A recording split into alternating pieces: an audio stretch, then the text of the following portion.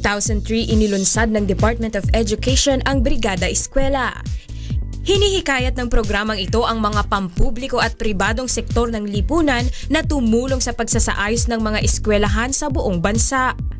Sa pamamagitan nito ay naihahanda ang mga silid-aralan para sa pasukan. Hinihikayat ko ang lahat ng ating mga kababayan, Pilipino, mga kaibigan ng mga Pilipino na sumama sa Brigada Eskwela. Bilang tugon sa panawagang ito ay nagkapit-bisig ang ating mga kasangbahay na Rotarian upang makiisa sa taunang Brigada Eskwela sa kani-kanilang adopted schools. Pinangunahan ng Rotary Club of Cubao Central ang pagpipintura at paglilinis ng mga silid-aralan sa Doña Rosario Elementary School at sa Novaliches High School. Ang River City Marikina District 3800 naman ay nag-donate ng mga silya sa Nangka National High School. Sa susunod na school year, kung ipahihintulot ng Panginoon, ay mas paiigtingin pa ng Rotary ang pakikiisa sa Brigada Eskwela ng Kagawaran ng Edukasyon.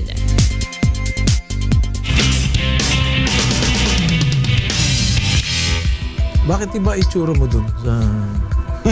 Mukha akong ano. Oo, parang... Galang-galang. Oo, parang naano mo lang, matagal Namiss mo mo lang lang hindi nakita o namiss mo. akalain mong hinahanap si Kuya? Oo, namimiss ko rin Ibig si sabihin Kuya. talagang, siguro sabay kayong umalis eh. Matagal na nga na. Tsaka, Medyo matagal na siyang... welcome back, pare. Yes. Saan ba galing si Pastor Romy? Si Pare Romy, na-deny sa Australian Embassy. Papunta sana ng ano yan eh. Sydney. Kaya sa Puerto Galera na punta.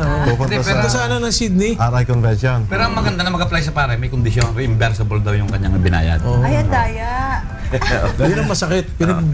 Nagbayad ka ng visa fee, Yes. tapos hindi ka naman Babayad ka pa ng application mo, tapos diba? wala ka namang refund. Ano? Yes. Eh, At paano yung registration? kamukha nun mga karotaryo. Kung yung ba namang mga dinonate nyo na lang dyan sa Brigada Eskwela o doon sa pagpapagawa ng eskwela sa ano yun. Bakit gagawin sa Australia? It's more fun in the Philippines. Yan. Yan sa 2017, dito na ang Sa convention. Puerto Galera natin gawin yan. Wala pang Nga, visa. kung sa Puerto Galera, magkano lang ang bangka ron? Di ba? At marami po kayong matutungayan sa pagbabalik na Rotary in Action, where happy people serving people!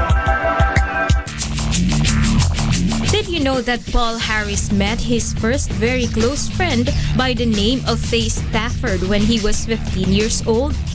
Faye had the reddest hair anyone could ever see and was a source of considerable humility. So Paul thought that if ever there was a boy who deserved his friendship, it was Faye.